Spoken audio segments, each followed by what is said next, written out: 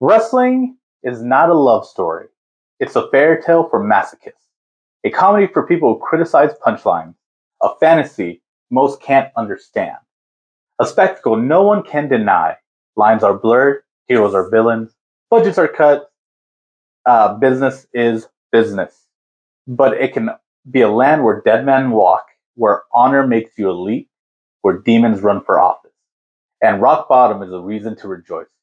Whoa! It's an escape. A reason to point the blame at anyone but yourself for 2, 3 hours. An excuse to be a kid again. And nothing matters except for the moment we are in. Wrestling is not a love story. It's much more. It's hope. And in a world surrounded in hate, greed, and violence, a world where closure may never come, we all know a place that has hot and cold hope on tap, for better or for worse. Quote by Bray Wyatt, who unfortunately has passed. Uh, he was 36. He had a heart condition and suffered a heart attack and has passed. But we are here to remember him and remember how much of a fan we are of the man, the character, the element, the spectacle of him. So I'll start things off with just one of my favorite things from Bray Wyatt. So I got into wrestling pretty late in life. I started in 2008 or 2007, and watched wrestling for about a couple of years. Fell off, got back into it. 2014, 2013, 2014, and started seeing Bray Wyatt. I still wasn't watching it full time, but I knew I liked Bray Wyatt. Um, at this point, I had never really been to a wrestling show, and so I think this was 2015. I don't know where I get a message from. I had already been scheduled to go to my first wrestling show and go watch NXT here in Omaha. They're going to be at the Ralston Arena. My buddy Matt, shout out to Matt McPhillip, McSwaglips. He bought the tickets, but the week before that show, he messaged me like, "Hey, I had someone bow out of SmackDown. Do you want to come to Lincoln and watch SmackDown?" I was like, "Hell yes!" This was around the time that Ambrose was champion. He was feuding with AJ, and so show was great. Bray Wyatt was a part of the show, but he had a promo, and it was really good. But the key thing was after that show, they had the dark match, and the dark match was Dean Ambrose and John Cena versus AJ Styles and Bray Wyatt. And it was a really interesting matchup to see, and just how Bray Wyatt flowed with AJ and how he moved, and just seeing him in person was just like awe-inspiring. It was just so surreal to see him after watching him for the last year on TV and seeing all these things, seeing how he carries himself as his character, how he performs, and just seeing it live was amazing. And I never really got to see him again live after that, which was unfortunate. But I have been a fan of everything he has done since then. But yeah, there's my little Bray Wyatt story, and one of the things. What, you guys got anything to share to that? Bray Wyatt is one of those wrestlers that just stand out. Such a unique move set, the way he flows, the way he moved around the ring. It just you gravitated towards him. That he always stuck out to me. Even with his storytelling, and even in and outside of the ring, he's always ready to put on the show, and you could see it in him. He was one creative guy. I mean, he showed you wrestling his way, and that speaks volumes, especially to me. I gravitated towards him. I loved his multi-man matches. I loved the stuff he did when he was with the family, the Wyatt family going against the Shield. They were closing out Raws for like a solid month, 2 months for a while, in like 2015, 2016. And those are the Raws where, funny enough, that was towards the time where I was going to stop watching wrestling for a while because I just didn't like the product. But those 6-man tags kept me on board for that month and a half before I stopped watching. So for that, I just want to say thank you. Good stuff. Good stuff. Tyler? Yeah, I appreciated Bray Wyatt. He's a showman, right? Mm-hmm. He takes the full. He gives you the full beans at all times, right? Like he has an idea and he puts it together well, and luckily enough for him, we've all reciprocated it, right? Mm-hmm. The good thing about it is it was never the same thing twice with him. Right. The best way I can put that. Even like going to your stuff with the family and like, it was Eric Rowan and Luke Harper, right? So having that faction, let's say, before it was, considered a faction or whatever the case may be, there wasn't a lot of people. I mean, they integrated so many other wrestlers into it as well, right? Like being part of their whatever was going on with them. You had Daniel Bryan, you had Braun Strowman. Yep. There was the whole thing with trying to think Sister Abigail, Alexa Bliss later. Kind of Nikki Cross too, and whoever they were feuding at the time too. Yeah. Like Randy. Randy. Kane technically part of the Daniel Bryan stuff. Yeah. I mean, they did so well in their story or what they were able to portray to the fans that they could integrate other people and it still be worth tuning into. Yeah. Even with like Matt and Jeff Hardy too, they were part of stuff as well with them. Matt right? Hardy. The Eater of Worlds. Yeah. Or whatever they're called. The Leader of Worlds. Yeah. I mean, they were able to bounce around and do so much, which is awesome. And if he had sole creative behind that, I mean, that's incredible, right? The fact that they were able to push his ideas and make them come into fruition is awesome. And you really didn't see that a lot coming from WWE or adjacent companies, right? Not a lot of people get that full whatever you want to do if it's within reason. Let's talk about it, right? Right. So that's special on its own, and we've seen what it's developed and what it could come out to be. I mean, they had the lights out match, so that was dedicated to him. Oh yeah, LA Knight, yeah. Right, like that was his match where he was able to put on his theatrics and really go through and evolve as a wrestler, right? I mean, we didn't get to see much after it, but there was something there that was new or being created or maybe ending for all we knew. We didn't know at the time what was happening, so it's incredible. Yeah. Well, as you all know, started watching wrestling when I was younger. I was like, I want to say between the 9, 10, 11 years old. Fell off, and that was probably around like 2008-ish. So only got back in, what was it, I think 2020, that year's Royal Rumble. So I had realistically missed all of Bray Wyatt. But funny enough, I started watching again, and the only reason I watched was because Bad Bunny was performing at that night's Royal Rumble. But as you know, Chava here, we watched it together, and he's telling me about catching me up on storylines, who to watch, who to keep an eye out for, everything. Bray Wyatt was one of them, and I think right at that point he had just finished his feud with Randy, and then Randy was kind of feuding with Alexa Bliss. That feud for a little bit, yeah. But even then, it's like I started going back, and I immediately was drawn to him. And I remember telling Chava all the time, like, I'm excited to watch this dude live. Like, I can't wait till they do something with him or he comes back and whatnot. And I just the way his character was, the way he portrayed himself. It wasn't even just the look. It was just the smallest details, the way he moved, the going in the corner and bending backwards, the faces, the mind games, all of it. It was just immediately drawn to it, and I would have loved to see that live or in person, whether in person or on TV.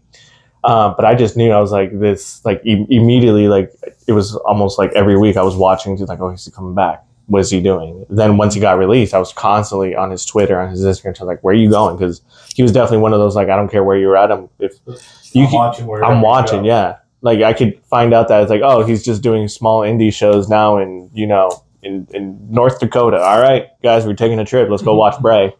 But that is, I will say that man was one of a kind. Truly one of a kind, and he will be missed. He will not only in the ring, in the storytelling, and across all wrestling community. And so something I want to touch on, and not to bring a downer on it, but just in terms of like what potential we could have seen, and maybe ideas to give other people, other wrestlers who watch this, and just throw it out there. What's something that you would have wanted to see Bray do? Because I actually have two of them, and I'll share this first one first, just because it was really random. I don't think I ever told you guys that I had this really weird fantasy booking, and I think I told one of my other wrestling friends, and it's when Jericho had won the IC title.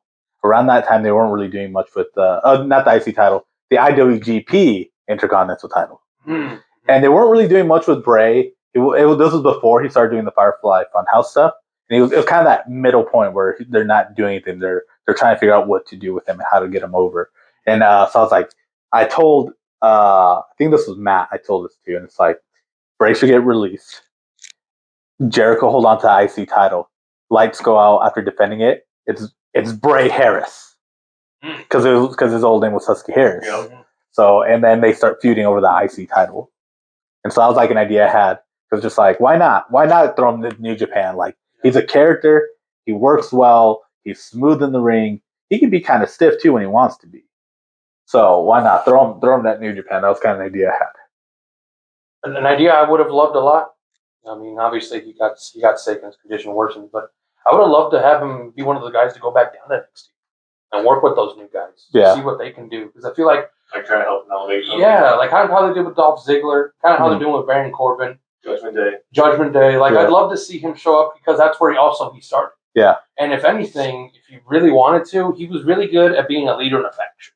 Yeah. I loved him. I feel like he did really well. He really eased himself into the role and made it seem easy to run a faction. Yeah. So I was thinking he could definitely feud with Schism. He could definitely feud with Mafia. Tony D'Angelo. I feel like he could have done a bunch of things with them. Yeah. And I just feel like there could have been multiple different avenues and really help elevate these new guys, while also trying to find something to reinvigorate himself. Because I'm not going to lie, towards the end, he was getting a little stale to me. Right. But I mean, him going to NXT, him going these different avenues, he could have easily figured something out. Yeah. And I would have loved to see him like a Heat Wave or some bash, some pay-per-view. Mm-hmm. Just to have him just go at it with these guys. Just new opponents for him to face, new things for him to try out, and I'm sure he would have knocked it out of the park every time. Yeah. I would have loved to see that. That's cool. I have a different take, right? Mm-hmm. I remember there being talks when he was released that he was going to start doing movies or directing his own stuff. Yeah. Yep. I would have loved to see what he could create with almost an unlimited, or his full creative ceiling, right? Yeah. Just to see what type of movie, or I know I could be wrong, but I think his one of his main inspirations for films was like Rob Zombie's films, right? He was a fan. Yeah, it was mentioned. It was mentioned, and just to see how his take on those type of movies would be. I mean, put me on the edge of my seat, right? Yeah. I don't like scary movies to begin with, but at the same time, I probably would have sat down and forced myself to watch it. So just because his brain is there, right? It's undeniable the creative ceiling that he had. Oh yeah, he had the things that he could come out with, him coming down with his own head as a lantern, and all the lights in the background. It was just the imagery, right? Yeah. Something I honestly would have loved to see, personally, is just him, utilize that Wyatt Six. That rumored, everyone thought, Alexa Bliss was going to go back into that they were going to get some people from NXT for that. I would have, Uncle Howdy, all that. I would have loved that. And then seeing something, the Wyatt Six versus Judgment Day. Because I just like that, it kind of in the way of the battle for the darkness, if you will, kind of deal. Mm-hmm. Who's, you're the Judgment Day, you're so dark, or whatever. No, you want to see dark. I'll show you dark. Yeah. You're a kid in prison and a bunch of emos. Yeah. Nah, let me show you dark. That's what I would love. And just really, just roast. Not even that, because Judgment Day, I mean, they're huge. Yeah. There's no denying that, but just help elevate both of them to the next level. And then just try to control, whether it be, hey, Judgment Day's running WWE, no, it's Wyatt Six, Yeah. And then really just help build up another faction, so that way you have the Bloodline, you have the Judgment Day, you have the Wyatt Six, and then ideally, whoever else wants to start their own faction and try to run WWE. Okay. I dig that. Yeah, because I one thing I wish we would have seen is Aleister Black and Bray like feud, especially like now knowing the whole idea that Aleister Black had for his character in WWE, about him essentially he's the devil who forgot who he was. Yep. And then having Bray, and then that's what unlocks like him remembering it. That would have been such a cool like rivalry to see play out. And also like COVID changed wrestling for a while. Yeah. One of my favorite matches of that Mania was Cena versus Bray Wyatt. That cinematic match. Yeah, and I kind of wish we would have gotten more of those cinematic matches, well, specifically with Bray during that time, because we got that one, and then we got the one with Braun, and that was it. I wish we would have gotten more. We just would have seen more of that. Oh, and the Randy one, Where he burned his house. the House of Horrors. That wasn't That was Bray and Randy. But was that during that time? I don't think that was It might have been before the pandemic. Yeah, it was before the pandemic, but I was like, I wanted to see that during the pandemic time. Do more of that. Yeah, because that was the perfect time. Because like with wrestling, it's like it should be in front of fans, but because fans couldn't be there, that was the opportunity to do stuff like that, especially with the Firefly Funhouse and all that. If they still had Sting, it would have been great to see him do stuff with Sting. Yeah, That would have been nice too. So, I wish they did more stuff with his WWE run. I wish they didn't make him a transitional champion. Yeah, but it would have been nice to have him have a reign, really explore the Luke Harper stuff, because at the time Luke Harper was on fire with the black tank top. He was based. Yeah, he was based. He was great. He was based. Based as fuck. Sorry, excuse my language. That black tank top. That black tank top. Yeah, dude. But I would have loved to see more of that. Like that should have been like you even said it before. At Mania that year should have been a triple threat between Randy, Bray, and Luke Harper. Yes, Luke Harper didn't have to win, but he had to be involved in the match. Yeah, it would have been great to see him in there. And honestly, that probably would have been the only WWE match where Bray faced Luke Harper. Yeah, it would have been. And that would have been crazy. And now we can't have that. Yeah. Unfortunately. Okay. Yeah. Moving on kind of more of a happier remembrance note. Any favorite Bray Wyatt matches? I loved that Elimination Chamber where he won the belt. Yeah. That Elimination Chamber match just shot him up to the moon, dude. Like he was over after he won it. The fact that he pinned Cena for it, it's just icing on the cake. I loved that moment. Yeah, that was great. I really liked his match with Danielson in the leather strap match. Oh, that was good too. That was a good one. Him versus The Fiend was awesome. Beautiful. Dang. I don't have a specific match in mind, but that period of time where he was wearing like floral shirts or like button downs. The beginning? Yeah. With the Like the beginning of the Wyatt family? Yeah. And the fucking, or the, whatever the hat was called. Like, you know what I'm talking about. Yeah. Fedoras? Was it a fedora? It's a fedora, but it's technically called tribute. The trophy. Yeah, that's what I thought. Okay. Yeah. But yeah, that's my favorite part about him. That's what kind of attracted me to him in the first place. Yeah, he had a different look to him. Yeah, I mean, that was the fresh transition off of Husky Harris is what it sounds like. Yeah. I mean, Husky Harris had no like real character to him. Well, I'm just saying, like, did he get called up and then turn into the Fiend? No, so what happened is the original NXT was a game show, and you like newbies got hooked up with like pros, and then they would compete, and then whoever won got a contract with WWE and a guaranteed title shot. A guaranteed title shot. And so that was won by Wade Barrett, and then he essentially formed a faction called Nexus with all the other people. And so one of those people was Husky Harris. But there really wasn't much to him or anything on there. Very bland. Very, very bland. So like after the whole Nexus stuff ended, kind of floated around with the new Nexus and the core floated around there, and then eventually he just went back down, and then he came up once NXT became an actual show, an actual like brand and promotion. He went back down and he rediscovered himself as this new gimmick of Bray Wyatt. And originally, it's kind of similar to like The Undertaker, where he wore like a Phantom of the Opera style mask. Yes. At the beginning. Oh, I do think I remember. Yeah. And then he helped get Luke Harper and Eric Rowan. They won the NXT tag belts while they were down there. Yep. Whoa. That's cool. Yeah, I mean that section of time in wrestling is a big blur for me because I was definitely checked out of it. Yeah. I was not involved in too much. I still think it's crazy that I started before you guys watching wrestling. Yep. That trips me out because I feel like I mean just naturally because of my family, I guess. But Yeah, I mean your family comes from a big wrestling like area. yeah, that's true. I mean I had like Lucha Libre in the house, but I never like paid attention. I was just like, this is wild. I don't know what I'm watching. Yeah, I never knew names until later. Yeah. No, I would sit down and I'd watch the weekly product. I never got to watch. Well, I can't say never because I did watch a few, but it's very rare that I watched a pay-per-view. Yeah. We usually watched Mania, but yeah, from like young too. So yeah, that section just for Bray Wyatt in general for me, I missed a lot. And like watching stuff back, I mean, he is a showman, and that's something that you can't deny. Like you have to appreciate that type of stuff, right? Yep. Like the Sister Abigail, great move. Yeah. It's a great move. It looks clean every time you do it. The setup is nice. The theatrics into it, because you can stand up, be real big, show what you're doing. You know what I'm saying? You pulled out of nowhere. Mm-hmm. Dude, and so good.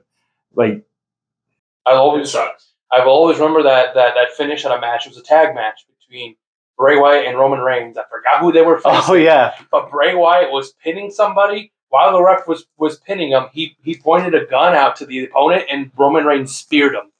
Yeah. I will always remember that. Because the camera was in the perfect shot, and it was beautiful. It was the ending of the show too. It was the end of Raw, and that's how they ended the show. And I was like, "This is freaking!" I loved it. It was such a cool I thing. loved it. We might have to put that in. Yeah. Loved Yeah. it. I'll see if I can splice it in. If not, go look it up. It's beautiful. yeah. Favorite match? But yeah, same with Tyler. It's no favorite match, but looking back and when I was finding out who Bray Wyatt was and everything, I personally just love that whole theme, like the beginning of it, just the whole idea of the let him in, he's this super peppy, high spirited character that has a dark demon, but he's acknowledging it and trying to hold him back, all that, and I just loved it all. Yeah. I just loved it all because I thought it was, you were coming off really the Undertaker's run, and you knew they wanted a dark character. They wanted a new Undertaker, if you will, and I think Bray was and is perfect for that.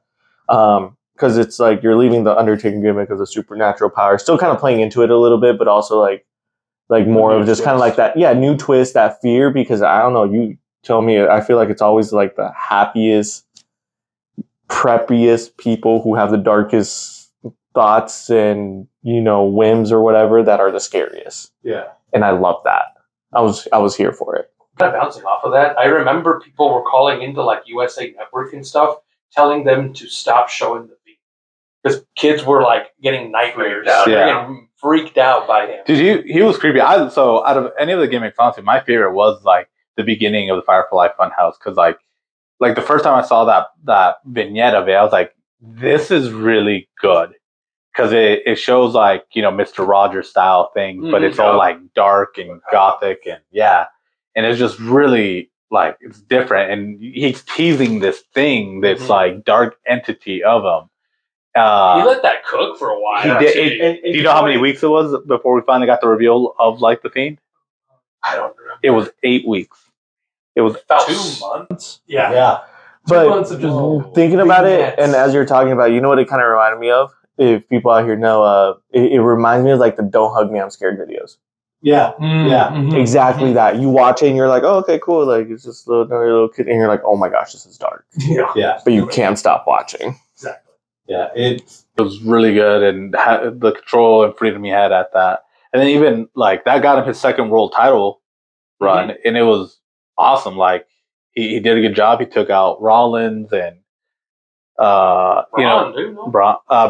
Yeah, I mean he had a good like story to it, because like if you brought out the Fiend, when you were being by the Fiend, you're changing as a person, as a character.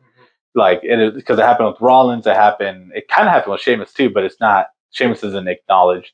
It happened with Daniel Bryan, with The Miz. The Miz was going into a face turn. Yeah. And then they like switched it up on us and made him into a different style of heel.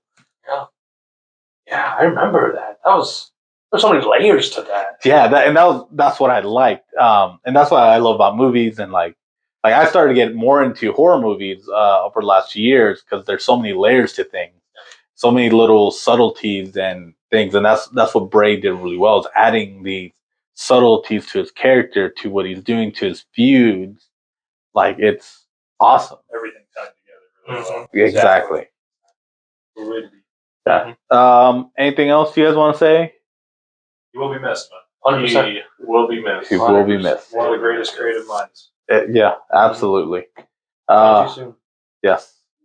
Well, Bray, we'll miss you.